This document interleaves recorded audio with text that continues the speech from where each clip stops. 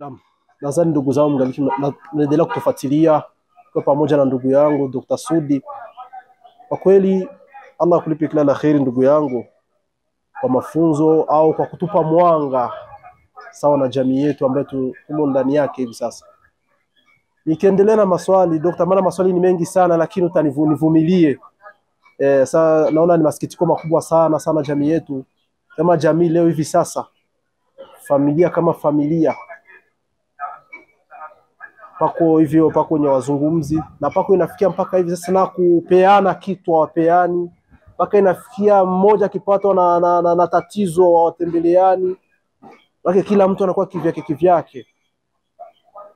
Na hili sijui Dokta, sawa na jamii yetu unaweza kalizungumzia vipi kwa kutupa zinduo kidogo? Kwa kweli umezungumza mengi na ni mazuri kwa yule ambaye anatufuata. Ni muhimu kwake kuzingatia na kutekeleza yale ambayo ndugu yetu anatuamsha ndani yake. Maana tumelala. Naam Dokta, nitapenda kupeana nafasi tena sawa na swali langu hili. Naam ndugu yangu ustazi. Familia, unapozungumza familia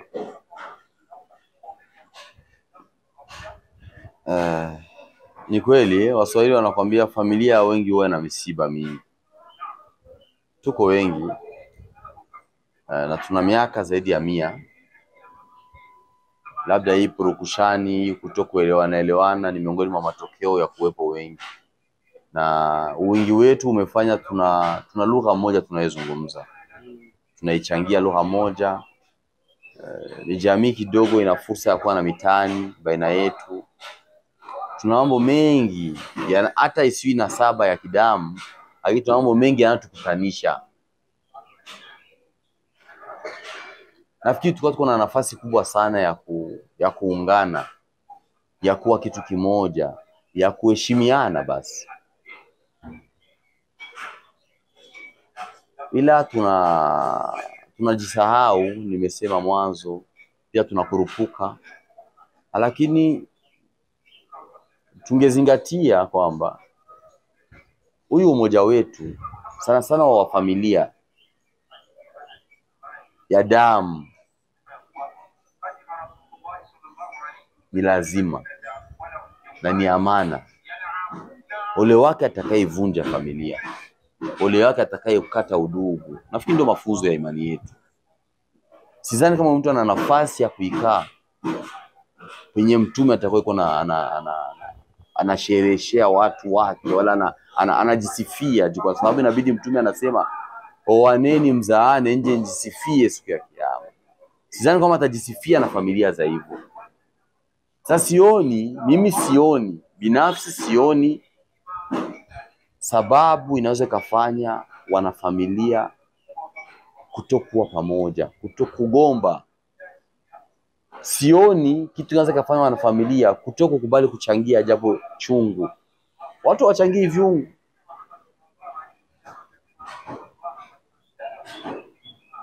Watu wamejigawa kwa vyungu. Sijui kama ni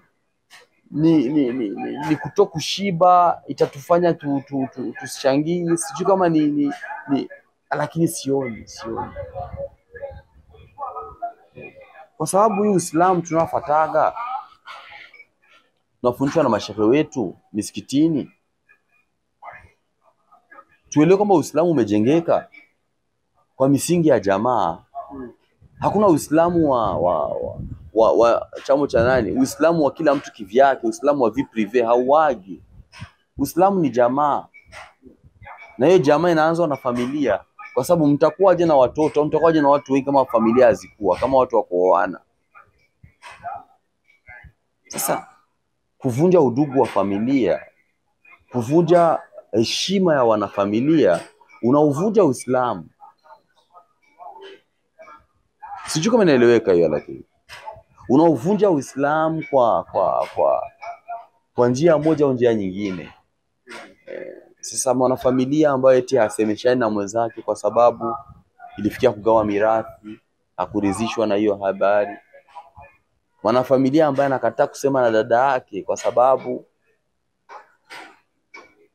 amesikia kuna habari zimesemwa hivi.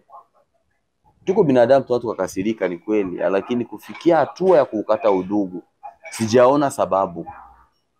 Ni udhaifu wetu kama binadamu, ila mawaidha labda kwa wingi na ushauri kwa wingi, watu wakumbuke, waelewe kwanza uzito wa hizo hali. Watu wamekaa, mtu sasa kaikaa anazungumzia aibu za mtu ambaye labda ni mwanafamilia wake, wala ni mwanajamii, wala hata ni kiongozi wake. Yaani kwa nini? Ile kujikaza tu ulimi, habari nisitoi, tumeshindwa. Kwa sababu kila habari tunataka tuiseme, na ikiwezekana tu wa mwanzo kuijua ili tuifikishe. Sasa kinyume na kukuza imani, sioni njia. Juu inaomba imani, inaomba malezi, na kuna umri mtu akifikia, je, ataleleka tena? Sana ninaomba tu ambao wako wanakuwa vijana waelewe kwamba ni jamii ambayo ina misingi mizuri ya malezi. Watu wachukue hiyo point positive ya malezi. Hii maneno kwamba kuwa mnyabuyenzi ni kuwa mkosefu wa adabu, kuwa mnyabuyenzi ni kuwa mbishi. Hii maneno inakuja kukuchafueni na kuandalieni vita nyingine kubwa zaidi. Siko nazungumza vita za watu wa nje, kwa sababu hizo zina miaka dahari. Lakini kama mngali mpaka leo, kwa sababu aliokuumbeni anajua kwa nini mnastahili kuwepo. Lakini sio vita ndogo, zimetuacha pabaya.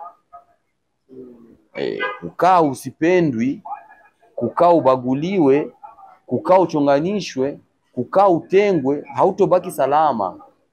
Japo kisaikolojia, lakini haiwezi kuwa sababu ya kufanya tena ukirudi nyumbani uwe mkosefu wa adabu, wala uwe mbishi kwa wakubwa.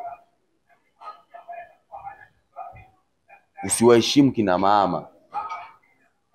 Ndugu yangu, wewe ni shekhe na una mengi unayafahamu kielimu ya dini, lakini mimi nakumbusha tu, ama sahaba walienda Habashi. Ule ukurasa wanafika Habashi, ule mfalme wa Habashi anawauliza, nyie mmekuja hapa aje, mmekuja kufanya nini? Huku kuna kundi la watu wa Maka wameenda kumfahamisha mfalme kwamba usiwapokee hawa wamekuja ni watu watupe sisi tukawaadhibu Maka, wamefanya mambo mabaya sana huko. Anaposimama Jaafar ambaye ndio anaongoza kikao na ni kundi la maswahaba, maneno anayozungumza Jaafar mbele ya ule mfalme Najash, nafikiri yanatosha kuwa mafunzo kwa sisi wanajamii. Kwa sababu anamwambia sisi tulikuwa ni watu ambao hatujielewi, tulikuwa ni watu ambao mwenye kikubwa anamla mdogo, wanawake wetu hawana haki hata moja, tukizaa mtoto mwanamke tunamuua. Si mwanamama hata akiwa na hedhi asogelei katika baraza zetu. Hatumheshimu mtu, mpaka Mungu ametuletea huyu Muhammad, huyu amekuja kutufanya kuwa binadamu, kuwa watu. Unaweza kumheshimu mwanamke, unaweza kuheshimu mtoto, unaweza kuheshimu mtu mzima. Unajua kama Mungu yupo. Sasa hawa waduhori hivyo, maana hawa wanakuja hawapendi sisi tubadilike katika hiyo hali, lakini tumeamua hayo. Tatizo letu ni hilo, kumfuata Muhammad. Sasa nyie mko jamii ambao mmemfuata Muhammad mapema sana. Inashindwaje? Tunashindwa wapi kuwa wamoja? Tumeshindwa wapi kuvumiliana kifamilia? Mimi sitokuwa mtu wa mawaidha, lakini mimi najiuliza kimsingi, hiyo tabia unaitoa wapi? Basi umeifunzwa na nani?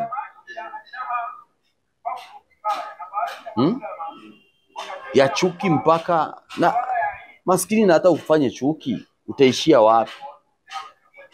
Mbona kuna chuki kubwa zaidi na kulengeni, na kuna fitna kubwa labda inakulengeni. Sasa kama mkoa mmoja mmeisha kabisa. So kibinafsi nafikiri kama familia tupate fursa kubwa ya kuzungumza kabla hata tujatenda haki za majirani na haki za wandugu zetu wengi. Nafikiri mfano mdogo, nyumba kama nyumba unajua ina kona 4, ni vibabazi 4, vinatosha kuwa limite yenu kama familia. Ukiweza kutekeleza haki kama baba wala mama katika zile kuta 4 za nyumba, upo salama kivyenu. Lakini sasa hii jamii haiko tu katika nyumba yako Ustaz Hassan. Hii jamii inaenda mpaka ni nyumba 40 kulia, nyumba 40 kusoto, nyumba 40 mbele, nyumba 40 nyuma. Sisi tumekuwa tunaamini kama hizo nyumba kweli ni watu wetu, ni ndugu zetu, wana haki kwetu. Utatekeleza huko tu mlozaliwa tumbo moja, wala mnachangia baba wala mama, mawasiliano hayapiti salama, hamuandikiani message, haujibu message, hamtakiani kheri. Sasa hiyo dini inakuombeni muwatendee haki majirani, na jirani nyumba 40 huku au sio? Sasa utaitekeleza hiyo dini hivyo kweli?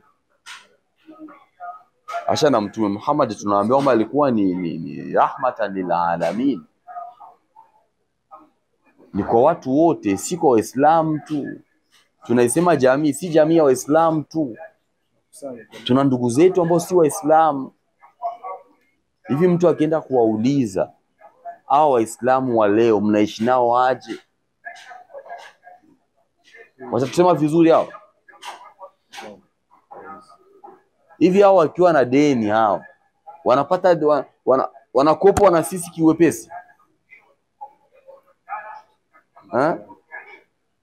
Ile habari ya zamani, tunatoka tunaenda tunachangia na watoto wa jirani, tunakoga ndahangwa, leo itakuwepo?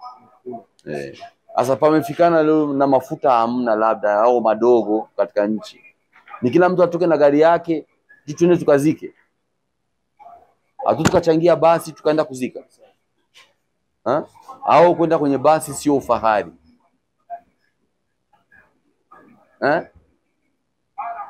Watu barabara mbili, tukasikilizana tukawa na basi moja linapeleka kwa watoto shule.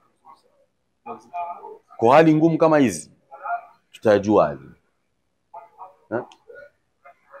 Uhaba wa vyombo, uhaba wa vifaa, uhaba wa mimea na nini.